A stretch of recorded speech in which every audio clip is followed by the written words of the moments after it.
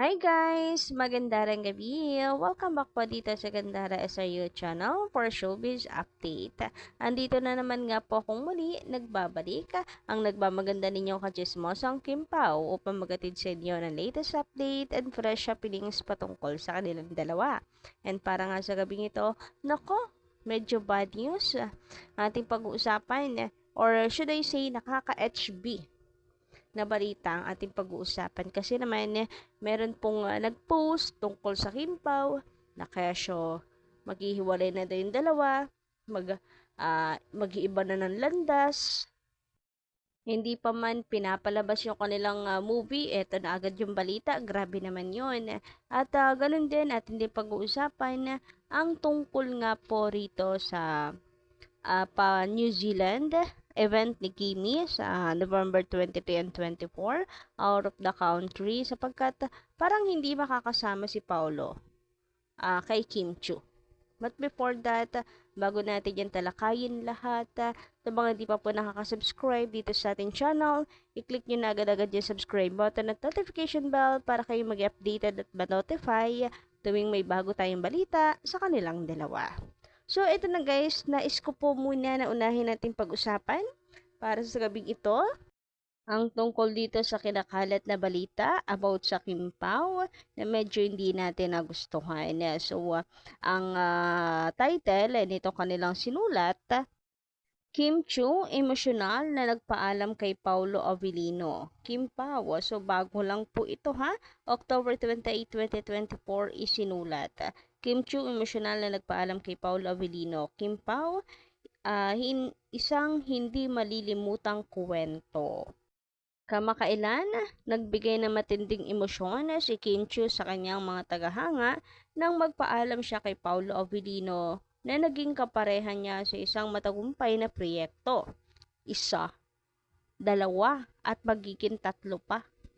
Sa isang heartfelt na mensahe sa social media, ibinahagi ni Kim ang kanyang saloobin tungkol sa kanilang pinagsamahan na nagdulot ng labis na pangungulila sa mga taga-suporta ng Kim Pao Love Team. Ayon kay Kim, ang kanilang samahan ay puno ng masasayang alaala at hindi malilimutang karanasan. Sa kanyang post, sinabi niyang ang bawat eksena at tawa nila ni Paulo ay may espesyal na kahulugan sa kaniya. Ang kanilang chemistry sa harap ng kamera ay nagbigay ng inspirasyon sa marami. At ngayon, tila nagiging emosyonal ang lahat sa kanilang paghihiwalay.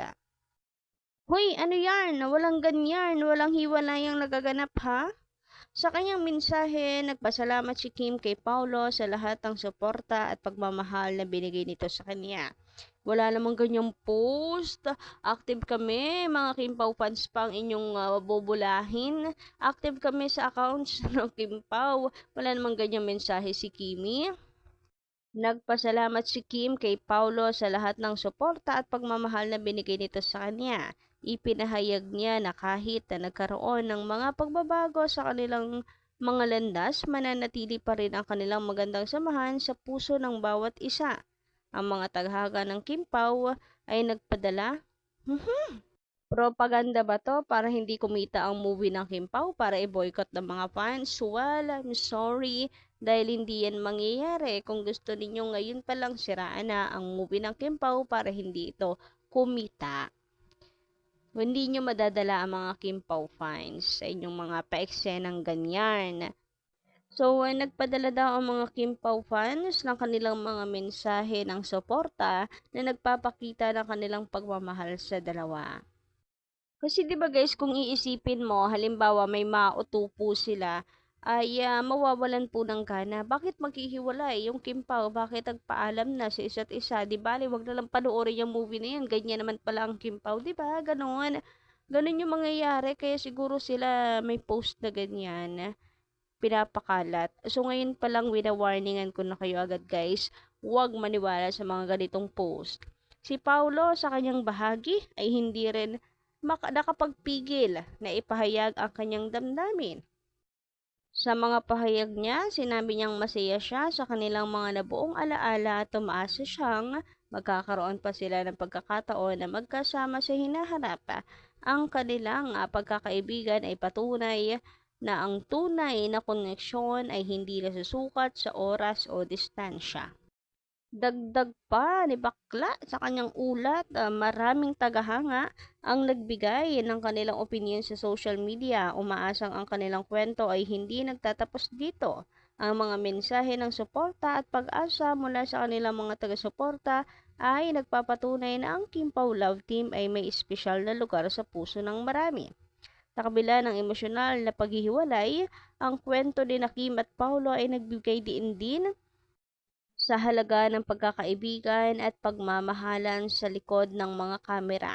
Umaasa ang lahat na kahit na magkahiwalay sila ng landas, ang kanilang mga alaala at kanilang samahan ay mananatiling buhay. Hoy, grabe naman ito ha, sobra-sobra na. Sa huli, ang kwento ng Kim Pao ang isang magandang halimbawa sa mga pagsubok at tagumpay sa mundo ng showbiz at kung papaano ang mga tunay na relasyon ay patuloy na umusbong sa kabila ng lahat. Ang kanilang pagsasama ay nagsisilbing inspirasyon sa lahat ng nagmamahal at sumusuporta sa kanila. Grabe, lakas maka-RIP naman itong nagsulat ng kwento na ito, no? Pero wag po tayo maniwala kasi for sure niyan ay para wala pong manood ng movie ng Kim Pao. Ngayon pa lang ay tinatanggalan na po nila ang mga fans ng gana sa Kim Pao. Kasi kung maniniwala yung mga tao na ganyan, mawawalan talaga ng gana. Bakit pa nila panonoorin ang movie? So yun, grabe, ganun ba sila ka-bothered? Ganun ba sila ka-trigger sa movie ng Kim Pao? Para ngayon pa lang ay gumawa na sila ng ikasisira ng kita nito. Samantala, dumako naman po tayo guys dito nga sa in-announce ni Kim Chiu sa kanya pong paanyayang ginawa kanina sa Showtime upang anyayahan ang lahat sa November 23 and 24 samahan po siya sa New Zealand dahil meron nga po siyang event doon. Siyempre, ang isa sa katanungan at gustong malaman ng mga fans ay kung makakasama si Paulo Avellino sa kanya doon. Sasamahan siya ni Paulo sa kanyang event dahil ibang bansa to maigi na yung nandyan siya sa paligid lang, nasa tabi lang siya ni Kim Chiu. Ngunit subalit, parang hindi. Parang walang Paulo kasi medyo malungkot si Kimi nung tanungin siya kung mag-isa lang daw ba siya doon. Kasi si Kuya Ogie nagsabi nun mag-isa ka lang ba doon? Knowing Kuya Ogie, pag may nalalaman siya sa Kim Pao, diretso na agad yan. Sinasabi niya agad yan. May kasama agad yan kung talagang makakasama niya si Paulo. Pero si Kuya Ogie wala rin And kapansin-pansin na ano po si Kimi na medyo malungkot parang pinaparating niya na wala pong Paulo Avellino. Malungkot siya kasi hindi niya makakasama si Paulo doon. So, panoorin niyo yung video guys, makikita niyo na may sad talaga sa face ni Kimi, sa mga mata niya, na wala po siyang kasamang Paulo Avellino this time. Isa ka lang? Mag-isa ka lang doon? Yes, kasama ko si Jeremy G. Sino pa? So, ayan guys, tingin ko dito pinipilit yung umiti pero hindi talaga maitago. Malungkot pa rin talaga siya. Pinipilit yan tumawa pero dahil nga sa tanong kung mag-isa lang siya, napa-sad face si Kimberly. Kasi tama si Kuya Ogie, mag-isa lang siya. So, ayun nga, sabi ko sa inyo, si Kuya Ogie, kapag may alam yan, direct to the point, diba? Inaano niya agad si Kimi. Talagang sinasabi niya, nagkakapi-kapi. Pagkatapos, pag may alam siya, diretso niya sinasabi guys. Pag may ano, pero ngayon, wala. Mukhang wala talaga siyang kasama. Siguro may work itong si Papi Paulo.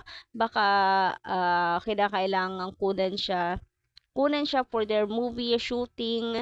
Kailangan ay lagariin na nila yung mga days. Dapat ay trabahuhin dahil magiging busy na si Kimi. Kung iintayin na maging vacant si Kim Chiu ay baka matagalan po yung kanilang movie sa paggagawa. Baka po ma-out of time sila.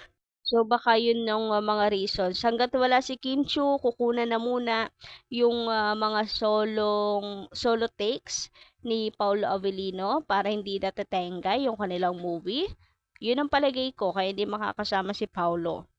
So, palagay nyo guys, pero ako maasa, sana kasama si Paulo. Sana ay samahan niya si Kimi. Pero wala naman tayong magagawa kung ganun talaga kailangan nilang tapusin ang mga bagay na dapat pong tapusin at pagkasyahin yung kanila pong panahon at oras. So, yun lang guys ang ating update sa gabi ito. Maraming salamat sa pakikiligan. Don't forget to click the subscribe button and notification bell for more updates. Maraming salamat.